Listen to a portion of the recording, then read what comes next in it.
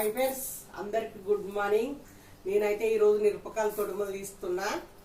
పొద్దున్న నైట్ 3:30కి వేసిన మిరపకాయల తొడుములు పెట్టుకుని ముందర పెట్టుకున్నా. వంట చేసిన, అన్నం వండిన, పప్పు వండిన, పుంటుకూర పప్పు చేసిన, చాయ్ తాగుతున్నా. పనంతా కంప్లీట్ అయిపోయింది ఫ్రెండ్స్. 15 కేజీలుగా ఒక్కదాన్ని ఇవ్వాలి. సాయంత్రం వరకు ఒక్కదాన్ని ఇవ్వాలి. దేవుని పూజ కూడా కంప్లీట్ అయిపోయింది.